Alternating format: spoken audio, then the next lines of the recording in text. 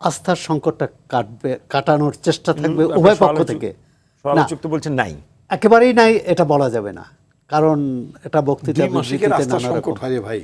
আস্থার সংকট তো থাকবেই, সংকট থাকবে, সংকট না থাকলে সংকট কাটাবে কি করে। আরেকটি হচ্ছে যে দেশটা সবার, এটাই ভাবতে হবে, সবার আগে বাংলাদেশ, সবার আগে বাংলাদেশ। কিন্তু যুক্তরাষ্ট্রের সঙ্গে যে চুক্তি হয়েছে তাতে মনে হয় সবার আগে যুক্তরাষ্ট্র। সুতরাং আমরা আশা করি এই যুক্তরাষ্ট্র নিয়ে আমরা করি নাই রে ভাই, এই চুক্তি নিয়ে, কিন্তু এখন তো আমার কাঁধের মধ্যে আপনার কাঁধেই তো পড়েছে, কিন্তু এটা ব্যাখ্যা দেওয়া উচিত বিএনপির পক্ষ থেকে যে এই চুক্তির যেসব সমালোচনা আসছে এই সমালোচনা পররাষ্ট্রমন্ত্রী দিতে পারেন।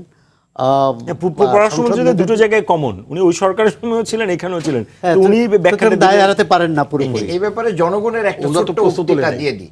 জনগণের একটা উক্তি হচ্ছে এই চুক্তিটা যদি ইন্ডিয়ার সাথে হতো অনেকেই কথাই বলতো না। না, এটা উল্টো হতো, এটা উল্টো হতো।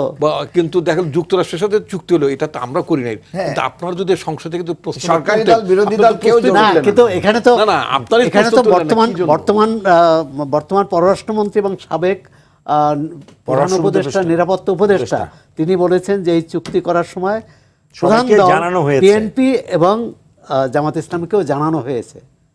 ভাই আপনাকে 1 মিনিট সময় না দিলে অবিচার হবে। আপনি যেহেতু আপনি বলছেন যে জানেন না, আপনাদের উপর চলে এসেছে, কিন্তু পররাষ্ট্র মন্ত্রী একটু বলে ভাই শেষ করুক।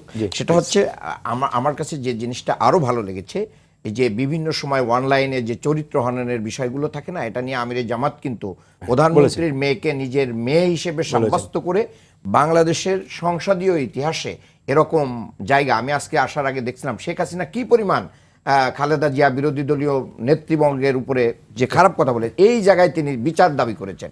এটা বাংলাদেশে একটা মাইলফলক। চুক্তি নিয়ে যদি শেষ মন্তব্যটা করেন, আপনি বলেছেন যে এটা আপনাদের উপর চলে। না, আমি বলছি না শুধু তা না, এটা একটা ফ্যাক্ট। সেটা হচ্ছে যে ইন্টারিম গভর্নমেন্টের আমলে অনেকগুলো চুক্তি তারা করেছেন।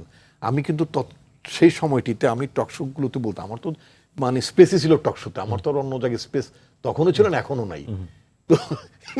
তো সুতরাং আমি কিন্তু সেখানে বলতাম একটা কথা বলেছি, ভাইস চেয়ারম্যান তার